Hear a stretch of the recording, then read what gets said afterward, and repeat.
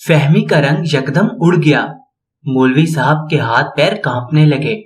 باہر سے سیٹھ خوبصورت کی آواز آئی، فہمی، کین آئی گو؟ کیا میں اندر آ سکتا ہوں؟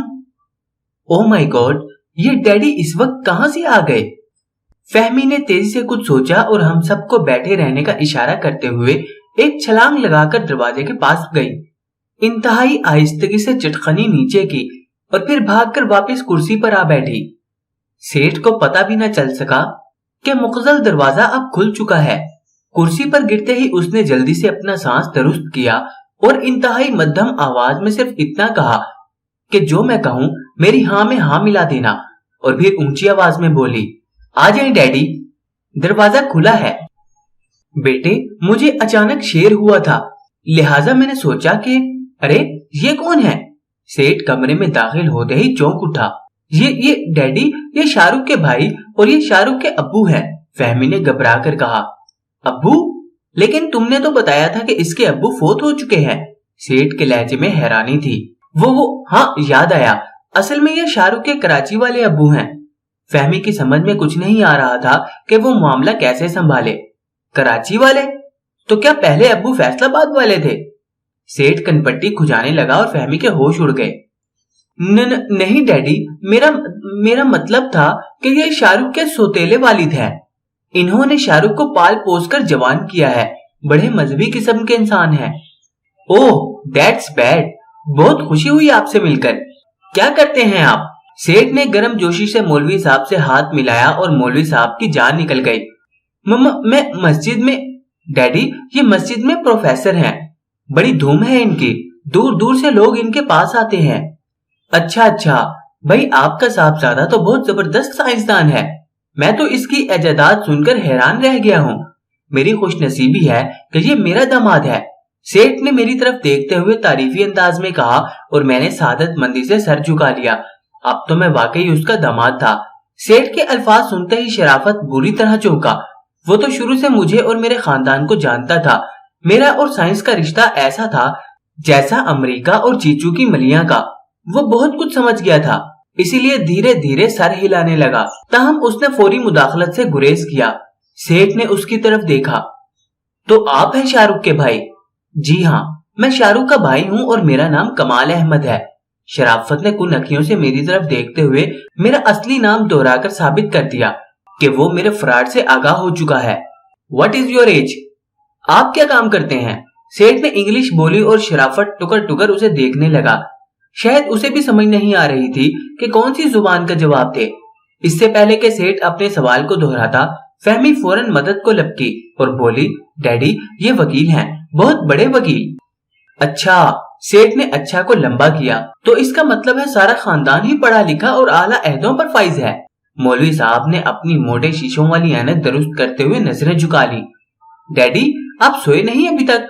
فہمی جلد از جلد سیٹھ سے چھٹکارا پانا چاہتی تھی۔ بیٹے نیند ہی نہیں آ رہی، تمہیں تو پتا ہے جب مجھے کسی شیر کی آمد ہو رہی ہو تو میری نیند اڑ جاتی ہے، اور اس وقت تو ایسا شیر ہوا کہ میں خود حیران رہ گیا ہوں۔ میرا خیال ہے کہ یہ اس صدی کا سب سے شاندار شیر ہے۔ واہ واہ سیٹھ صاحب، ارشاد کیجئے، بلکہ ہو سکے تو اپنا باقی کا سارا دیوان بھی سنائیے، بلکہ وہ کلام بھی سنائیے جو ابھی آپ نے لکھا ہی نہیں۔ میرے ابو اور بھائی آپ کے کلام کے بڑے پرستار ہیں۔ میں نے سیٹھ کو مکھن لگایا اور سب کا منہ بن گیا۔ فہمی سمجھ گئی کہ میں اس کے باپ کو روک کر زیادہ سے زیادہ تاخیر کرنا چاہ رہا ہوں، لیکن وہ بے بس تھی اور اس موقع پر سوائے مجھے آنکھیں دکھانے کے اور کچھ نہیں کر سکتی تھی۔ شرافت گھور گھور کر میری طرف دیکھ رہا تھا، لیکن میں بڑی بے نیازی سے صوفے پر جم کر بیٹھ گیا۔ اپنی تعریف سن کر سیٹھ خوبصورت کا منہ 22 بور ریوالور کے دہانے کی طرح کھلے کا کھلا رہ گیا۔ اس کے خواب و خیال میں بھی نہ تھا کہ اس کے کلام کی خوشبو اتنی دور دور تک پھیلی جا چکی ہوگی۔ اس نے محبت پاش نظروں سے میری طرف دیکھا، پھر قریبی کرسی سنبھال لی۔ شاباش برخودار، تم واقعی میرے داماد کہلانے کے لائق ہو۔ لیجئے حاضرین، پہلے تازہ شعر سنیے۔ عرض کیا ہے کہ میرے پیار کو نظر تیری چاٹ گئی ہے، میری ویل دی قمیض اج پاٹ گئی ہے۔ واہ واہ، سبحان اللہ، کیا بات ہے۔ میں اچھل اچھل کر داد دینے لگا، باقی سب خاموش بیٹھے تھے۔ سیٹھ نے خوشی سے سرشار ہو کر اپنی کرسی میری طرف موڑ لی۔ ایسا لگتا تھا کہ اسے کوئی پرواہ نہیں کہ کمرے میں کوئی اور بھی اس کی شاعری سن رہا ہے یا نہیں۔ उसे तो एक ही सामे काफी था जो उसे भरपूर दाद दे रहा था। अब मैं अपनी ताजा आजाद नज़म सुनाता हूँ। बरखुरदार, क्या तुम्हें आजाद नज़म पसंद है? नहीं जी, मुझे गुलाम नज़म ज्यादा पसंद है। मैंने अपना अदबी रोब झाड़ा। क्या मतलब? सेठ मबहूत रह गया। मुझे फौरन अलहाम हुआ कि मुझसे बोंगी सरजद हो गई है। मैंने तेजी से अपना जुमला वापस किया और फौरन कहा, मेरा मतलब है कि मुझे आजाद नज़म भी बहुत पसंद है। ओह शिट, बहुत अच्छे। तो फिर सुनो मेरी ताजा आजाद नज़म। उन्वान है उदासी का निकाह। अर्ज किया है कि मेरी उदासी भी कंवारी है और तेरा खौफ भी है छड़ा, तो फिर क्यों ना दोनों का निकाह करें। मेरी उदासी का जहेज है तैयार, बाकी रहता है सिर्फ वीसीआर। तुम अपने खौफ का सेहरा तैयार करो, मैं अपनी उदासी का गरारा खरीदता हूँ। शादी वाले रोज एक खसूसी तकरीब होगी, बाजे बजेंगे, ढोल बजेंगे और एक शानदार महफिल मुजरा होगी जिसमें मैं भी अपने फन का मुजाहिरा करूंगा, क्योंकि मैं चाहता हूँ मेरी उदासी का निकाह शानदार हो और खूब चुहारे बटे। आह मेरी उदासी। सेठ ने नज़म खत्म होते ही एक ठंडी सांस ली और दाद तलब नजरों से मेरी तरफ देखा। मैं तो पहले ही तैयार बैठा था, लिहाजा उछल उछल कर दाद देना शुरू करती। मेरी हर दाद पर सेठ खूबसूरत की आंखें चमकने लगती और सीना थोड़ा और फैल जाता। शराफत और मौलवी साहब इस सारे ड्रामे से लाताल्लुक नजर आ रहे थे। अलबत्ता फहमी मुसलसल नाखून चबा रही थी। उसकी तलाक लेट हुई जा रही थी और फिलहाल सेठ के जाने का कोई इम्कान नजर नहीं आ रहा था। सेठ ने फिर एक नई गजल स्टार्ट कर ली थी और मैं कुछ न समझ में आने के बावजूद भी उसे पूरी जांफशानी से दाद दिए जा रहा था। रात धीरे धीरे बीत रही थी।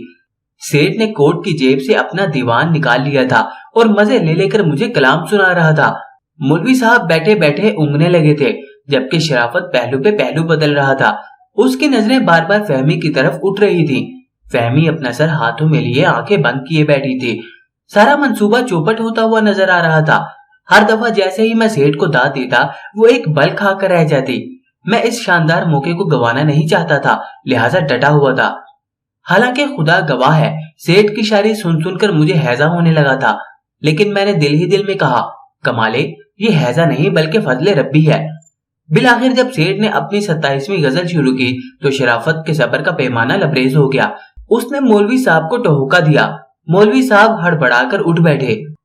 अच्छा अंकल, हम चलते हैं, काफी देर हो गई है, शराफत ने खड़े होते हुए कहा। सेठ ने चौंक कर नागवारी से उसकी तरफ देखा जो उसकी शेर ख्वानी में मखल हुआ था। फिर बैठे बैठे बोला, वेलकम, खुदा हाफिज। फहमी भी तेज से खड़ी हो गई। वो शराफत और मौलवी साहब को रोकना चाहती थी, लेकिन सेठ के खुदा हाफिज कहने के बाद वो उन्हें बैठने के लिए भी नहीं कह सकती थी। अच्छा भाभी, हम चलते हैं। शराफत ने लफ्ज भाभी पर जोर देते हुए फहमी की तरफ देखा और मौलवी साहब को साथ लेकर सीढ़ियों वाले दरवाजे से बाहर निकल गया।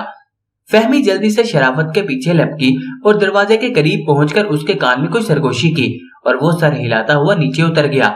मौलवी साहब भी उसके साथ थे। फहमी बेबसी से उन्हें जाते हुए देख रही थी और मैं खुशी से झूमते हुए सेठ खूबसूरत से एक और गजल की फरमाइश कर रहा था। फहमी ने कीना तोज नजरों से मेरी तरफ देखा और चुप करके सोफे पर बैठ गई।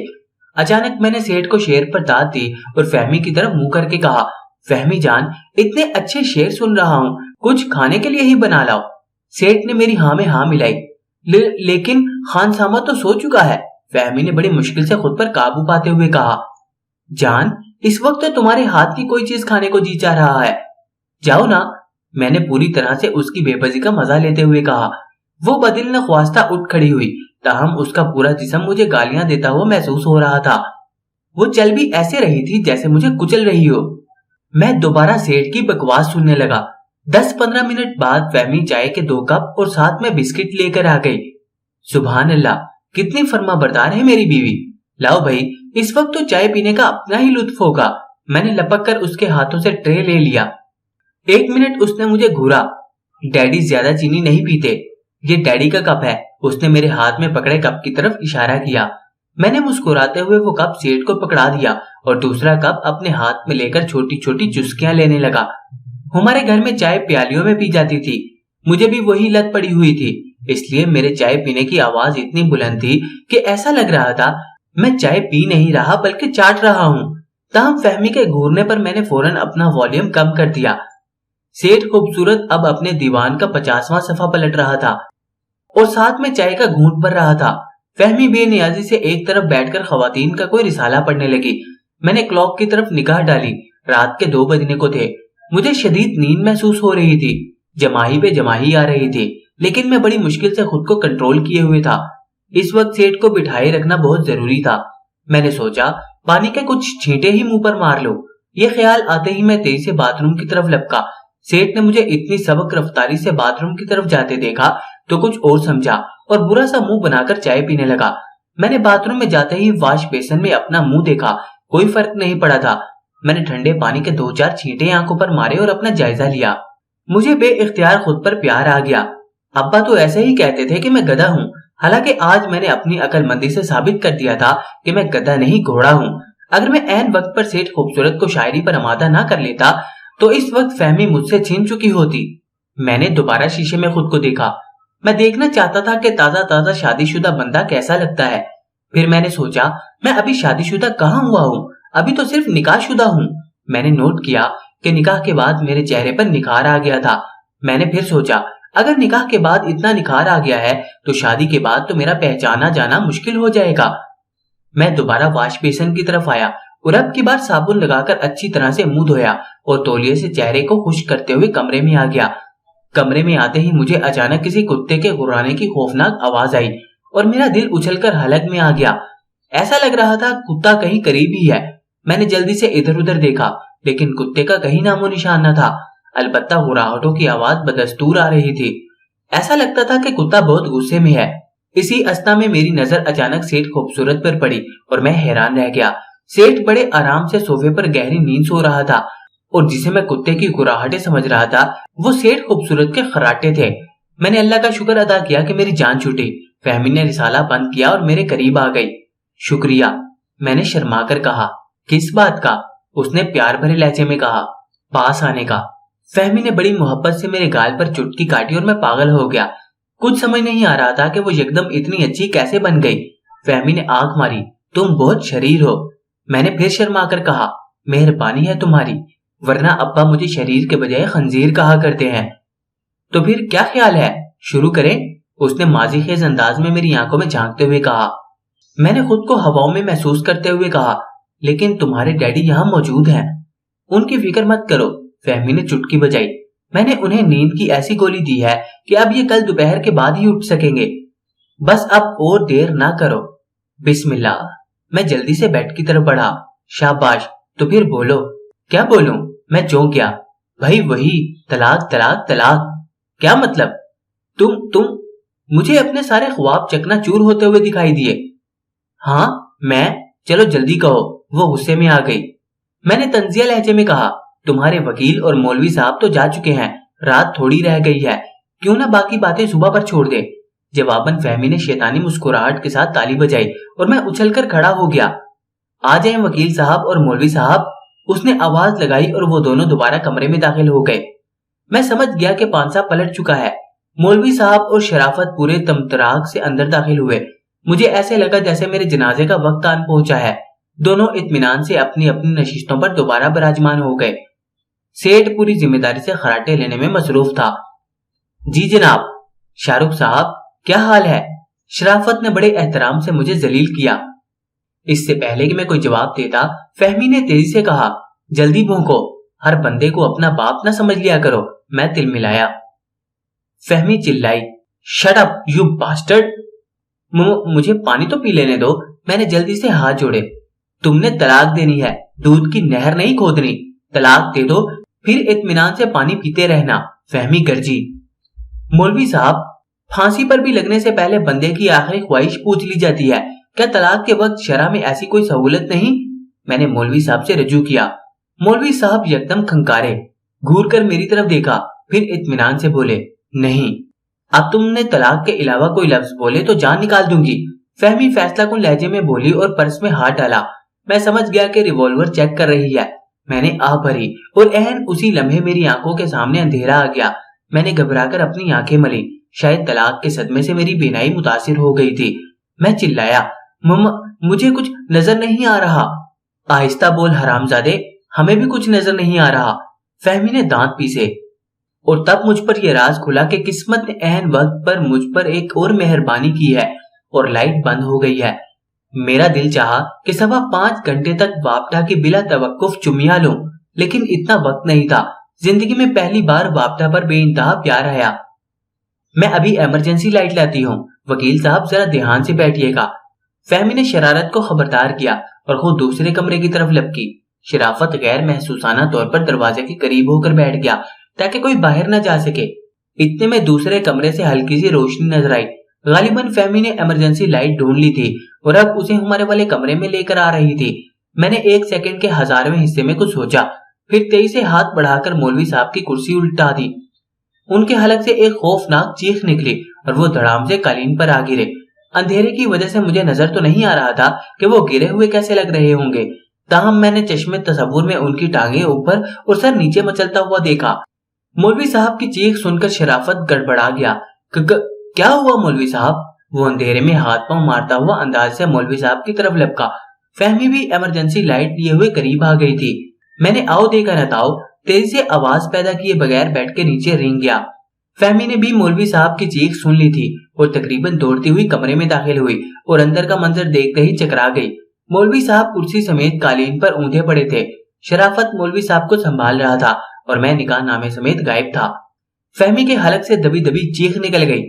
میں نے پوری طرح سے اپنا سانس روک لیا تھا کیونکہ مجھے پتا تھا اگر اب کی بار میں دریافت ہو گیا تو طلاق بھی دینا پڑے گی اور چھتر بھی کھانا پڑیں گے۔ بیڈ کافی بڑا تھا اس لیے میں کھسکتا کھسکتا اس کے آخری کونے پر چلا گیا۔ وکیل صاحب نیچے دیکھیے، وہ حرامزادہ بھاگ گیا ہے، پکڑیے اسے۔ فہمی پوری قوت سے چلائی اور شرافت سمجھ گیا کہ اب اسے مجھے مسٹر اور آپ کہہ کر بلانے کی کوئی ضرورت نہیں۔ وہ مولوی صاحب کی کرسی آدھی سیدھی کر چکا تھا۔ فہمی کا جملہ سنتے ہی اس نے کرسی وہیں چھوڑ دی اور چھلانگ لگا کر سیڑھیوں کی طرف بھاگا۔ مولوی صاحب دوبارہ الٹ کر گرے، البتہ اس بار مجھے ان کی کوئی آواز نہیں آئی۔ اسی دوران ایک جھپاکا ہوا اور لائٹ آ گئی۔ فہمی زخمی شیرنے کی طرح کمرے میں بل کھا رہی تھی۔ اس کا بس چلتا تو وہ مجھ پر بھیڑیے چھوڑ دیتی۔ بجلی آتے ہی اس نے ایمرجنسی لائٹ ایک طرف پھینکی اور فرش پر گرا ہوا نکاح نامے کا دوسرا کاغذ اٹھانے کے لیے نیچے جھکی۔ میرا دل اچھل کر حلق میں آ گیا۔ اس کے بال آگے کو جھک آئے تھے۔ 1 سیکنڈ کے لیے بھی وہ اپنی نظروں کا زاویہ 90 ڈگری پر کر لیتی تو مجھے گھسیٹ کر بیٹھ کے نیچے سے نکال سکتی تھی، لیکن قسمت پوری طرح سے میرا ساتھ دے رہی تھی۔ اس نے نکاح نامہ اٹھایا اور پڑھ کر غصے سے پرے پھینک دیا۔ سیٹھ خوبصورت بدستور بے ہوش تھا اور اب اس کے خراٹوں کی آواز گدھے کی آواز میں تبدیل ہو چکی تھی۔ فہمی نے بتایا تھا کہ وہ کل سے پہلے ہوش میں نہیں آئے گا۔ اس کا مطلب ہے فی الحال باہر نکلنے میں خطرہ ہی خطرہ ہے۔ میں نے دل ہی دل میں خود سے کہا۔ مجھے مولوی صاحب میں بھی کوئی حرکت نظر نہیں آ رہی تھی، یا تو وہ بے ہوش ہو گئے تھے یا خالق حقیقی سزا ملے تھے، لیکن فہمی کو مولوی صاحب کی کوئی پرواہ نہیں تھی۔ اسی دوران فون کی گھنٹی بجی اور فہمی نے بھاگ کر فون اٹھا لیا۔ ہیلو، ہاں فہمی بول رہی ہوں۔ غضب ہو گیا شاہ رخ، وہ کمینہ نکاح کے بعد یہاں سے بھاگ گیا۔ ہاں میں بہت پریشان ہوں۔ نہیں ڈیڈی کو کچھ نہیں پتا، میں نے ان کو چائے میں نیند کی گولیاں دے کر سلا دیا ہے۔ اوکے۔ وہ فون بند کر کے مڑی اور ایک طویل سانس لیتی ہوئی صوفے پر گر گئی۔ اس نے اپنی گردن صوفے کی پشت سے لگا کر خود کو ڈھیلا چھوڑ دیا تھا۔ اس کے پیر مجھے بیڈ کے نیچے سے بالکل صاف اور قریب نظر آ رہے تھے۔ میں سب کچھ بھلا کر پوری محویت سے اس کے پیر دیکھنے لگا۔ سفید بے داغ پیر دیکھ کر میرا بڑا جی چاہا کہ کوئی چھوٹی سی شرارت کروں، لیکن پھر دماغ نے سمجھایا کہ اس چھوٹی سی شرارت کا نتیجہ بڑی سی مرمت کی شکل میں بھی نکل سکتا ہے، اس لیے میں باز رہا۔ تھوڑی دیر میں شرافت ہانپتا کانپتا اندر داخل ہوا۔ میڈم کچھ پتا نہیں چلا، مجھے لگتا ہے وہ اپنے گھر بھاگ گیا ہے۔ چوکیدار نے بھی کسی کو نہیں دیکھا، وہ یقیناً دیوار پھلانگ کر گیا ہے۔ فہمی زور سے اچھلی۔ اوہ یس، اس مردود کا اپنے گھر کے علاوہ اور ٹھکانہ بھی کیا ہے؟ چلو جلدی سے اس کے گھر چلتے ہیں۔ لیکن میڈم وہ مولوی صاحب، شرافت نے کچھ کہنا چاہا۔ گولی مارے مولوی صاحب کو، میں اتنی بڑی مصیبت میں پھنسی ہوئی ہوں اور آپ کو مولوی صاحب کی سوچ رہی ہے۔ کچھ نہیں ہوتا، ہوش آئے گا تو خود ہی گھر چلے جائیں گے۔ میڈم ایک بات کہوں، اگر آپ برا نہ منائیں۔ شرافت نے گلا صاف کیا اور دروازے کی طرف بڑھتی ہوئی فہمی یکدم رک گئی۔ جی فرمائیے۔ وہ میڈم میں یہ کہنا چاہتا تھا کہ آپ کمالے سے ہی شادی کر کے طلاق کیوں لینا چاہتی ہیں؟ یہ خدمت تو میں بھی، میرا مطلب ہے کہ فہمی کے ہونٹ پھڑکنے لگے۔ وکیل صاحب میرا خیال ہے آپ اپنے کام سے کام رکھیں تو زیادہ بہتر ہے۔ مجھے کیا کرنا ہے اور کیا نہیں یہ میں اچھی طرح سے جانتی ہوں۔ جی بالکل ٹھیک فرمایا آپ نے، شرافت نے فوراً پینترا بدلا۔ تو پھر آئیے میرے ساتھ۔ فہمی نے اسے اشارہ کیا اور وہ کسی سحر زدہ معمول کی طرح اس کے پیچھے پیچھے لپکا۔ میں پہلے خوش ہوا، پھر پریشان۔ خوش اس لیے کہ اب میرے لیے میدان صاف تھا، اور پریشان اس لیے کہ اب وہ اماں ابا کے پاس جائیں گے اور وہاں پتہ نہیں کیا صورتحال پیش آ جائے۔ میں نے بیڈ کے نیچے سے نکل کر کھڑکی کی درز میں سے دیکھا، ان کی گاڑی گیٹ سے باہر نکل رہی تھی۔ میرے ہاتھ پاؤں پھول گئے۔ میں تو آج تک کٹی ہوئی پتنگ لوٹنے کو ہی دنیا کا سب سے مشکل کام سمجھتا رہا تھا۔ آج اندازہ ہوا کہ مشکل کام کچھ اور بھی ہوتے ہیں۔ پہلے میں نے سوچا کہ یہیں چھپا رہتا ہوں، پھر خیال آیا کہ اگر وہ لوگ واپس آ گئے تو میں چوہے دان میں پھنس جاؤں گا، لہٰذا بہتر یہی ہے کہ فرار ہوا جائے۔ لیکن کیسے؟ گیٹ پر تو چوکیدار تھا اور دیواریں اتنی اونچی تھی کہ اگر میں ان پر چڑھ بھی جاتا تو دوسری طرف چھلانگ مارنے کی مجھ میں ہمت نہ تھی۔ میں نے ایک لمحے کے لیے کچھ سوچا، پھر تمام احتیاطیں بالائے طاق رکھتے ہوئے سیڑھیوں سے نیچے اترا اور سیدھا چوکیدار کی طرف بڑھتا چلا گیا۔ چوکیدار گیٹ کے پاس بیٹھا نسوار سے دل بہلا رہا تھا۔ مجھے آتے دیکھ کر اچھل کر کھڑا ہو گیا۔ اس کی آنکھوں میں شدید حیرت اور تذبذب نظر آ رہا تھا۔ غالباً وہ یہ سوچ رہا تھا کہ مجھے پکڑ لے یا کچھ نہ کہے۔ شاید فہمی اور شرافت نے اسے میرے بارے میں کچھ خاص نہیں بتایا تھا۔ میں نے اس کی اسی کیفیت کا فائدہ اٹھاتے ہوئے گھبرائے ہوئے لہجے میں کہا، خان صاحب جلدی سے اندر جاؤ، جلدی سے، سیٹھ صاحب بے ہوش ہو گئے ہیں۔ سیٹھ کے بے ہوش ہونے کا سنتے ہی چوکیدار کے ہاتھ پاؤں پھول گئے اور نسوار والی ڈبی اس کے ہاتھ سے نیچے گر گئی۔ او خوچا، کیا ہوا سیٹھ صاحب کو؟ وہ ہکلایا۔ پتہ نہیں کیا ہوا، تم فوراً ان کے پاس پہنچو، میں ڈاکٹر کو لے کر آتا ہوں، جلدی جاؤ، میں چلایا اور خان دیوانہ وار اندر کی طرف دوڑا۔ گیٹ کھلا ہوا تھا۔ میں نے مزید وقت ضائع کیے بغیر دڑکی لگا دی۔ رات آدھی سے زیادہ گزر چکی تھی، ہر طرف گپ اندھیرا تھا۔ اس وقت کسی ویگن کا ملنا تو محال تھا، لہٰذا میں پیدل ہی گھر کی طرف دوڑ رہا تھا۔ مین سڑک پر پہنچ کر میں نے ادھر ادھر دیکھا کہ شاید کوئی بس یا ویگن نظر آ جائے، لیکن ہر طرف خاموشی تھی۔ عام حالات ہوتے تو شاید میں اندھیرا اور تنہائی دیکھ کر پلک جھپکنے میں بے ہوش ہو جاتا، لیکن یہ معاملہ کچھ اور تھا، اس لیے میں نے جی کڑا کر کے تیز تیز چلنا شروع کر دیا۔ مجھے پتا تھا کہ چوکیدار نے سیٹھ کو بے ہوش دیکھ کر شور مچا دیا ہوگا، اور اس شور کو سن کر مولوی صاحب یقیناً ہوش میں آ چکے ہوں گے اور جی بھر کے مجھے بد دعائیں دے رہے ہوں گے۔ مجھے سمجھ نہیں آ رہی تھی کہ گھر کی طرف جاؤں یا کسی اور طرف نکل جاؤں۔ میں جانتا تھا کہ جب شرافت اور فہمی کو میں گھر پر نہیں ملوں گا تو فہمی ہمیشہ کی طرح سب سے پہلے پولیس میں رپورٹ کرے گی اور پولیس لازماً میرے گھر کی نگرانی پر لگ جائے گی۔ پھر بھی نہ جانے کیوں میرے قدم اپنے گھر کی طرف ہی اٹھ رہے تھے۔ پتہ نہیں کیوں مجھے یقین سا تھا کہ اگر میں گھر پہنچ گیا تو بچ جاؤں گا۔ اچانک دور سڑک پر سے کسی ویگن کی ہیڈ لائٹس قریب آتی ہوئی دکھائی تھی۔ میں نے اللہ کا شکر ادا کیا۔ اسی لمحے مجھے یاد آیا کہ میرے پاس تو ویگن کا کرایہ بھی نہیں۔ یہ خیال آتے ہی میرا دل سر پیٹ لینے کو چاہا۔ میں نے مایوسانہ انداز میں اپنا رخ فٹ پاتھ کی طرف موڑ لیا۔ میری حیرت کی انتہا نہ رہی جب ویگن سڑک چھوڑ کر میری طرف آنے لگی۔ میں رک گیا اور عین اسی لمحے مجھ پر انکشاف ہوا کہ یہ ویگن نہیں ہے بلکہ پولیس کا ڈالا ہے۔ خوف سے میرے پاؤں جم گئے۔ تو دوستو، آپ کو آج کی یہ قسط کیسی لگی کمنٹ میں ہمیں لازمی بتائیں۔ ویڈیو کو لائک کریں اور چینل کو اگر آپ نے ابھی تک سبسکرائب نہیں کیا تو چینل کو سبسکرائب کر کے ساتھ موجود گھنٹی کے بٹن کو لازمی دبا دیں۔